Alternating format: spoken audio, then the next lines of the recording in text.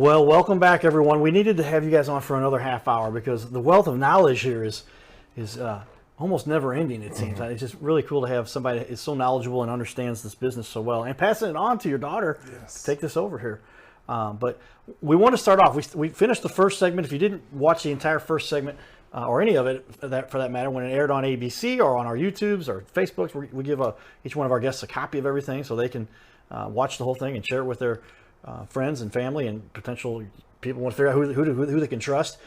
Check that out. But we finished up with a great question, that is, what's a big mistake that consumers make when they get making this kind of a decision? Because you're talking 10, 20, 30,000. I've had a couple times where I helped mom with dad, and he had to get remodeled everything for handicap or disabled, and literally, like, it was a big method of who do we get in here, who do we trust to do all this, and wow, we struggled with some of that, and we made a couple mistakes. So I'll share some of those maybe, but tell us, if you will, and who wants to jump in on this one, what's a big mistake that is often made? I would probably take this one. Jerome, tell me that. Jasne, she probably can finish it up. Okay. One of the biggest mistakes to me that customers make, it's really, you can't just say one. It's the contractor they're hiring. That's one, okay?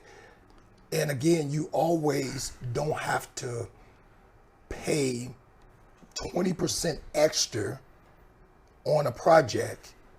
Some people think if I have a low price, a mid price, and a high price, that high price always, well, it really don't mean that it's always going to be the best contractor, okay? Okay. Sometimes if you do your research on that contractor, most of the time your mid and your low may be a better contractor. A lot of small companies are a lot hungrier than these large companies. We're going to get out there and we're going to work, okay? And we're going to do our job. We're going to put our love in it. We're going to be passionate about what we do because we don't have all the overhead that a lot of companies have. So this is my life. And so sometimes you really do have to give that small company that chance to go in and do that job. That's a great point, because a lot of times you end up with that big overhead. They've got a lot of marketing, a lot of advertising, a lot of just many hands in the process to getting that done. When you got a smaller shop, smaller business, you can get that stuff, pay attention, get that question answered, that problem fixed more efficiently. Yes. Jasmine, does that give you guys an advantage, do you think? Yes, I definitely think it does in lots of ways. Like my dad said, people will pay high price expecting high quality and great workers, and sometimes they don't always get that. So I think something that people mistake when they are looking for a kitchen remodeler is not researching enough and not looking into it, or asking friends or family. They'll look up probably something on Google and probably click the first thing they see because that's what says they're the best. Right. Yes. Well, that's important, because I'm sure there's a lot of decisions made in haste, and a lot of times you see something that's well represented, but what's going on behind the scenes? Oh my God. And that's where you want to get to hands on people like yourself. You've been doing this now, and you really make this happen, and be efficient to getting that solution in the right place. Jerome, tell me about that. You know, the thing is, I did a lot of sub work for companies, and you hear a lot from the client, and there's a lot of angry people out there. Okay, and they're mad about what they paid for, what they got. Okay, so. You know, I said I was a visual person, but I also listen a lot. And one thing that I do is, as I get older, I try to make things better. I try to make my life better, and I also try to do better in my business, okay? And when I listen to customers complain about, oh my God, I didn't know that I was going to pay this. Well, I mean, sometimes please read the contract, okay? And that's one of the biggest mistakes that clients really do. They don't read the contract, so they don't see everything, okay? And a lot of things change. When you have a salesperson come in and he's there and he's selling that job. Customers are talking and they're asking for things. And they're telling you, hey, I want this marble tile. And all he heard is marble, okay? So when we go and we install it for another company, the client say, oh my God, that's not the marble I wanted. So what we are doing is, it's all about paying attention to what that customer wants.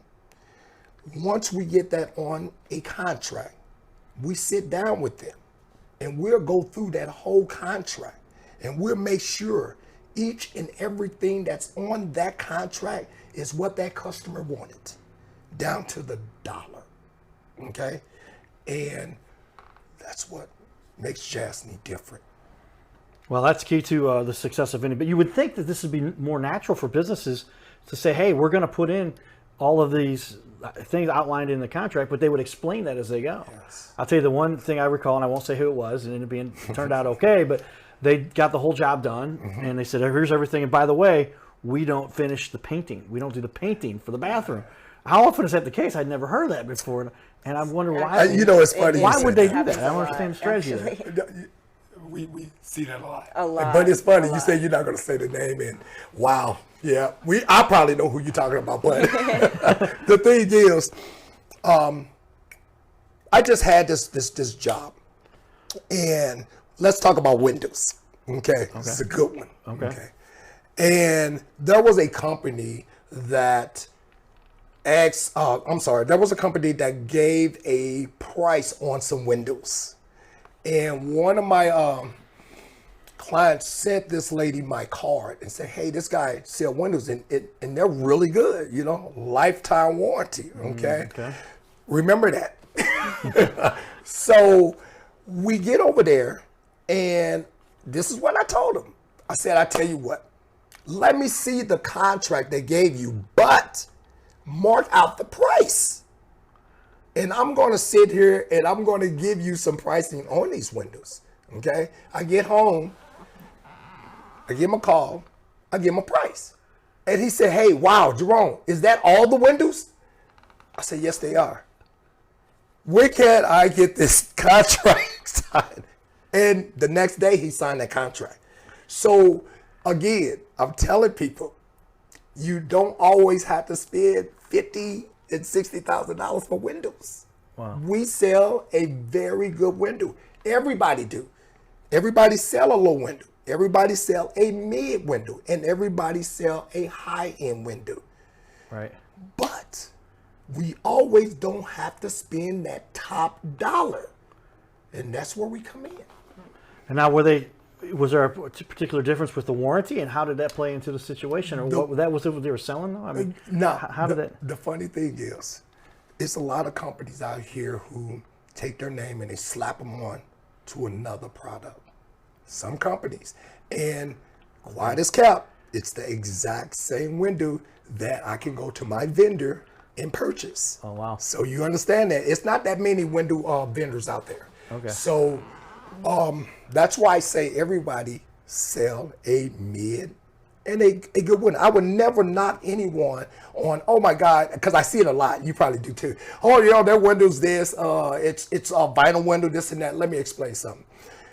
If I'm going to spend $3,000 or $4,000 per window, Wow. it better be a great window. Right. Okay. But you also can get a good window for a lower price. And it's still going to have a very good warranty, because that's what you really want. You want a really good warranty on your windows. Okay. So if anything happens, make a phone call. We'll get out there, take care of it, and you're on for the next day. Okay. Jasmine, Jerome is very passionate about this. Yes. Does that feed across? Do you understand? How does it make you feel working for somebody that feels so strongly about what you guys are doing to help people? It makes me feel inspired a lot, especially since I have a passion for this as well. And my dad, he inspires me. Every morning I wake up, it's 5, 6 in the morning, and we'll go out in the garage and we will sit out there for an hour just talking about business and our plans. And it, like I said, it's very inspiring. He's really inspiring to be around. Yes. Well, that's a neat team you guys are building here together, and obviously it's something you guys can work on for many years. Dad knows who the company will be in good hands when the time comes. Tell me then a time when you felt like you really helped somebody that was in a dire situation. They might have been stuck. Somebody else didn't give them what they promised, and you had to come in and save the day. You got a couple examples like that you could give me? I got a lot of them, but I'm going to let my daughter handle this one. Okay. Jasmine? I would say one of our customers that we had helped who was in a very sticky situation, we had this contract with them. It was a husband and a wife. And, you know, they signed the contract. And when we went back to their house, they didn't seem very happy. They were upset. And they had explained to me that they had found out that the husband was actually passing and he didn't have very long to live. And they had lots of family over, and it was really sad. Yeah. And me and my dad both got really teary-eyed that day because, you know, like I said, our customers are like it was kind of hard friends. to work that day. It really was. It really was people. because they were really, really sweet people. And when the project was finished, me and my dad sat down with the wife, and we had talked to her, and we had told her that if she needed anything at all, a light bulb screwed in, to call us, and we will be right over there. Anything happens, let us know. I'm her handyman, and I'm not a handyman. Yeah. But I told her, I am your handyman. You give me a call. And my dad also went to the husband who seemed concerned about the wife after he passed. He wanted her to be okay. Yes. And my dad went to him and told him that we got her. We got her, so don't worry about her. Yes. We will, she's in our hands now. She's going to be okay. Yeah. Wow. So I feel like out of all the customers we had, I think that was the most one that we had helped out. Well, that's exciting to hear those kinds of touching stories where you really get to get in and make an impact with somebody, because, yeah, one of the biggest fears you have is, and this is why I've been so in tune with my mom. I call her every day. Yeah. When Dad went away, you know, who's going to take care of them? Who's going to be there for them? Right. And this is an issue they knew that they were going to have to deal with, and you guys stepped up to help them with that. Most definitely. That's a great story. I've heard a few good stories. I don't know if I've heard one that good. That's pretty good. That's a pretty powerful story. Yeah. Good work on that. Tell me the process, though. Somebody decides they do want to work with you, and I guess it might change, but right now, the standard process, call in, get a hold of Jasmine, start the process, go through, collect information, and then that's going to change to your automated system coming up. Tell me about what you do right now, though. Okay. What you're doing. First thing first. Of course, we're a small company, okay? So I need everyone to understand that. Process is a little bit different, but we get through a lot of things. So one thing you can go on the website and you can actually request a quote. And we will get to you within 48 hours. Okay, because I'm still in the field working. Okay.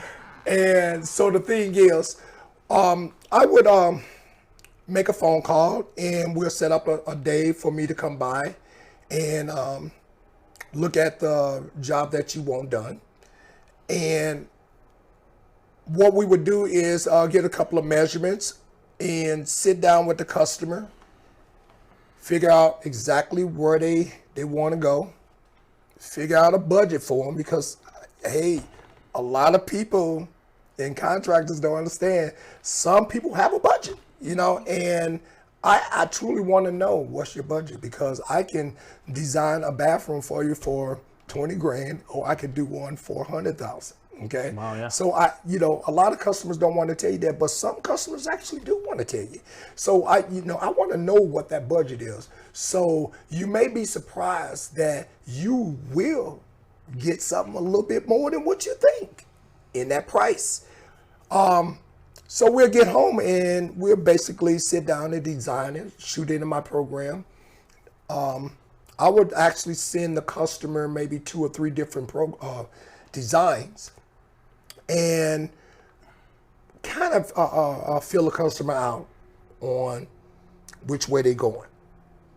They'll give me a call, and I'll sit down with the customers, and they may say, I want my tub over here in this area, or I want a larger vanity, or I want the tub out and put a large shower in. So we'll go back to the drawing board, redesign it, and then we'll actually email it to the customer. And once they get the approval to us, that's when we start throwing numbers. We start picking out fixtures and things like that. And I would say that process will probably take about 2 months.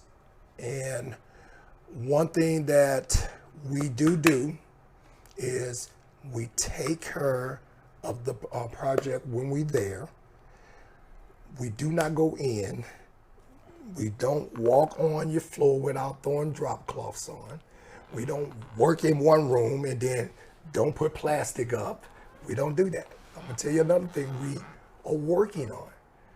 What I wanna do is I wanna bring in a maid service. And after we're done, they'll come in and they'll actually clean the whole house. Because no matter what, you get dust throughout the entire house. So those are things that I'm working on, where I'm trying to set myself on a different path than what all the other contractors are doing.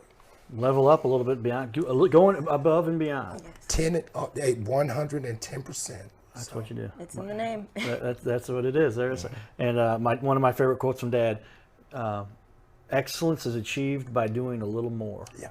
And it's not tons more, but a little more to make that difference and stand out. So that's kind of sounds like the strategy you have there. Very good. Well, then tell me, what was a particular challenge? I think, Jasmine, you like this question. What is a particular challenge you guys have had to go through in the business that you've seen? Where it's like, wow, that was taxing, that was stressful, but we learned a lot from it. Can you give me an example, something like that? I can give you an example of something that we have, myself has struggled with and that I had to overcome. I would say definitely being a female in the construction company.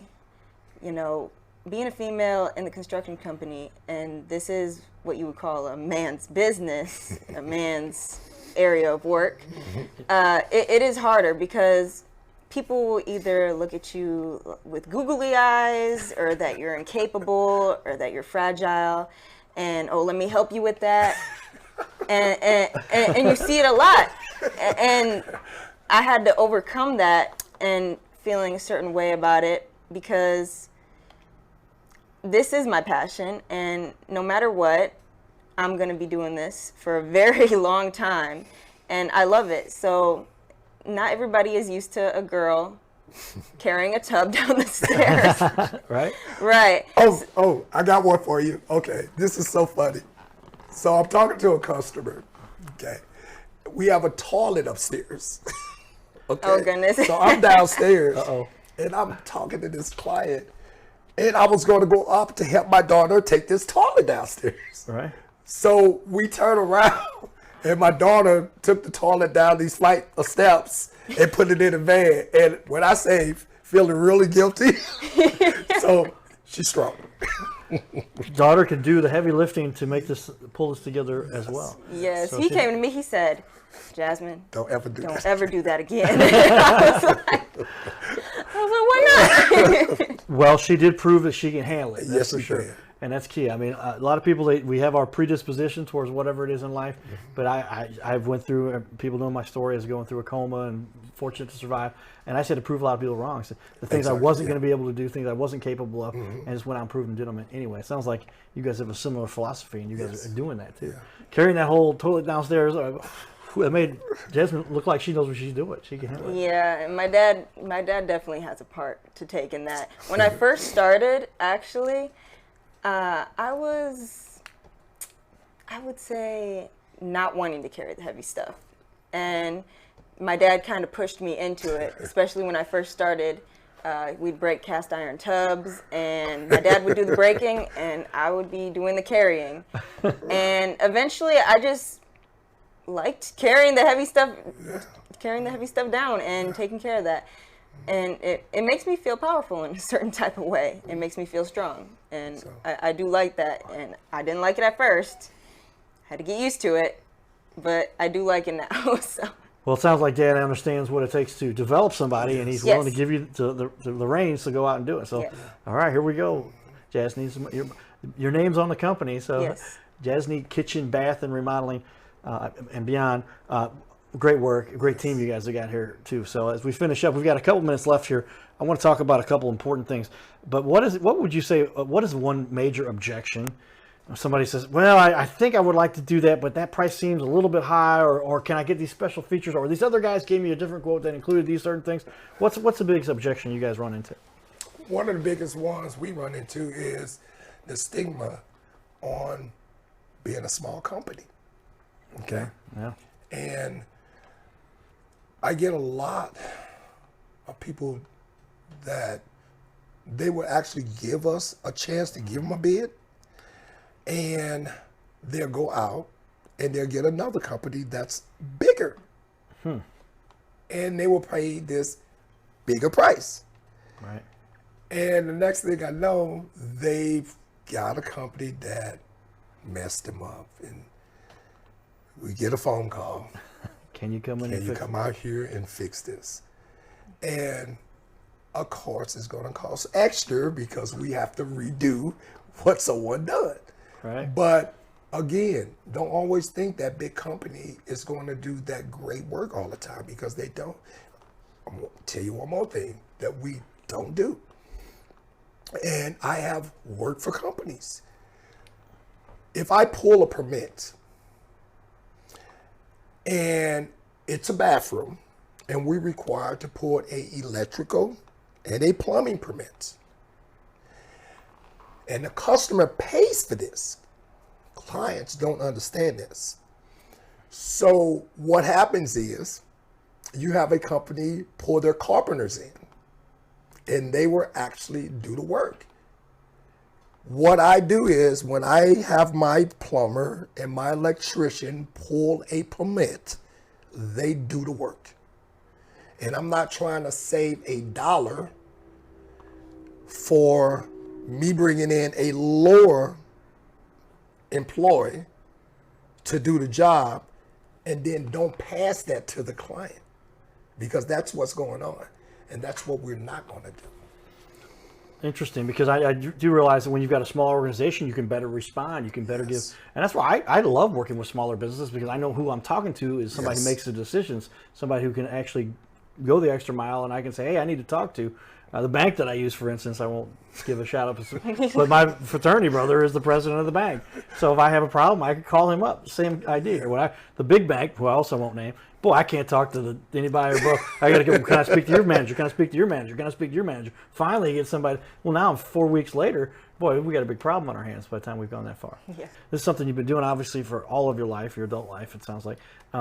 What gives you the most satisfaction? Both of you give me an answer there if you can. Jerome, I'll start with you. Okay, what gives me the most satisfaction will be the smile on the customer.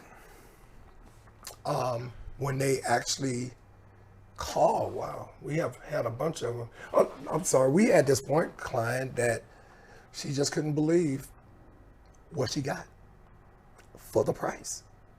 And guess what? She called us again for another job. So that's the satisfaction I get out of customers is, wow, I can't believe you guys came in and did it for this price. And you got quality.